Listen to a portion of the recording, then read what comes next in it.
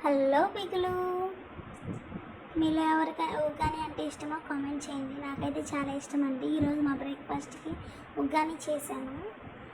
చాలా బాగుందండి. నా స్టైల్ ఒకసారి ఉగ్గాని చేద్దాం చూద్దాం రండి. ముందుగా బొరుగుల్ని బాగా శుభ్రంగా కడిగి పెట్టి నీళ్ళలో నానబెట్టాలండి. దాన్ని మళ్ళీ బాగా పిండి, నీళ్ళు లేకుండా బాగా పిండి ఒక గిన్నెలోకి తీసుకోవాలి.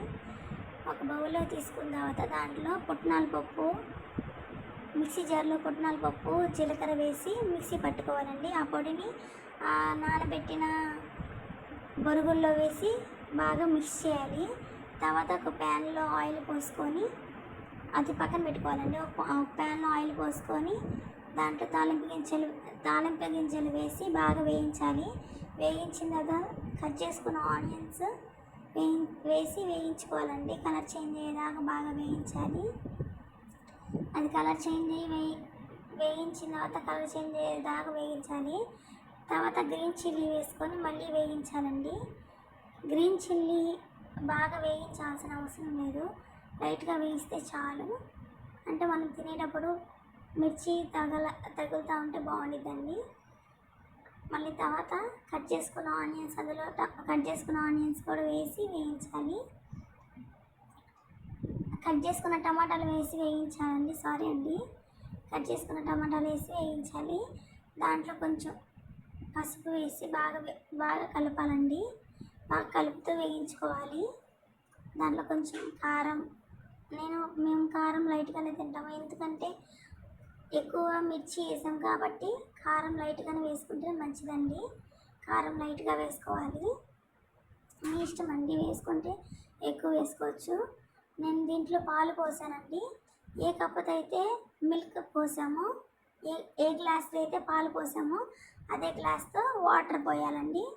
వాటర్ పోసి బాగా కలుపుకొని అది పొంగొచ్చే వరకు అది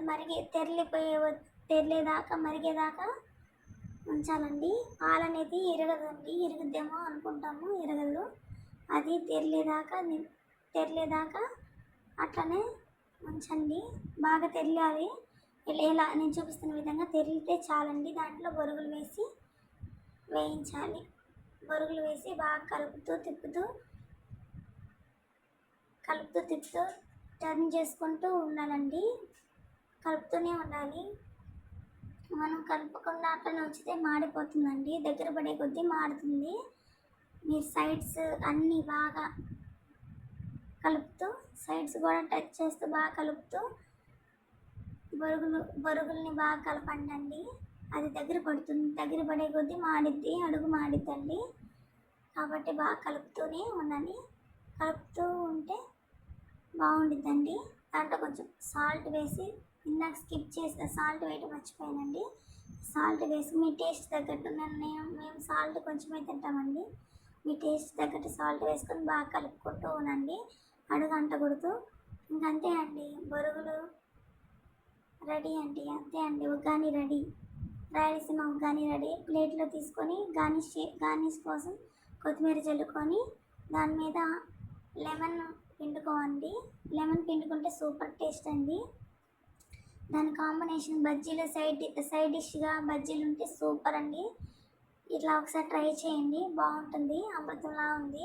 మీరు నా స్టైల్ ఒకసారి ఉగ్గాని ట్రై చేసి తినండి, బాగుంటుంది. మీ కామెంట్స్ రూపంలో నాకు తెలపగలరు. Please do like, share and subscribe.